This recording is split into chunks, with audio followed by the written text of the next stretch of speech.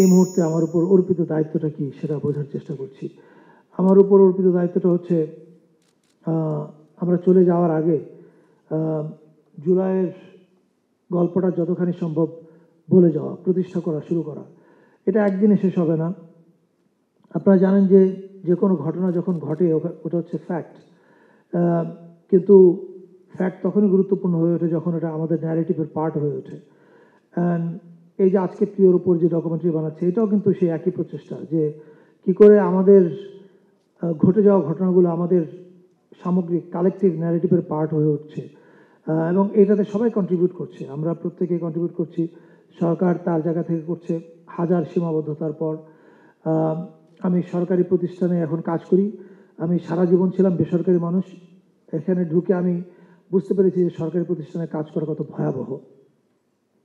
আমি বেরোলে পরে একটা ভালো বই লিখতে পারবো যে হোয়াট আই ওয়েন্ট থ্রু এই এই এই কয় মাসে। আমাদের এন্টারটেনমেন্ট বা এন্টায়ার ক্রিয়েটিভ ইন্ডাস্ট্রির কথা যদি ভাবি, এই ক্রিয়েটিভ ইন্ডাস্ট্রিতে আসলে কোনো ধরনের বড় কাজ করা যাবে না যতদিন পর্যন্ত আমরা ministerial allocation of business change না করি। মানে everything has to come under one ministry. আপনি এটাকে মিনিস্ট্রি অফ কালচারাল অ্যাফেয়ার্স নামে রাখেন বা অন্য যে কোনো নামে রাখেন। আমি খুবই দুর্বল চিত্তের মানুষ। আমার আম্মা যখন 26 দিন আইসিইউতে ছিলেন, আমি একদিনও ওনাকে দেখতে যাইনি মানে প্রতিদিন হাসপাতালে গিয়ে নিচে দাঁড়িয়ে থাকতাম, উপরে যেতে পারতাম না। আমার বউ উপরে যেত, আমি যেতে পারতাম না, কারণ আমি ভয় পেতাম। আর আমাকে এখন ঘন্টার পর ঘন্টা এডিটিং রুমে কাটাতে হয় এই সব হারানো মানুষদের কথা দেখতে দেখতে। আমি অফকোর্স আমার ট্রমার মানে ওনাদের ট্রমার কাছে আমার ট্রমার কোনো গুরুত্বই নাই, মানে এতই অল্প আমারটা।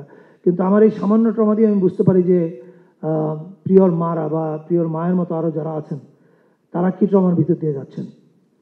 এবং সবচেয়ে ভয়াবহ হচ্ছে প্রিয়র মেয়ে, যে হয়তো জানেও না যে ও হয়তো বলে যে পুলিশ এসে ওর বাবাকে মেরে দিয়ে গেছে।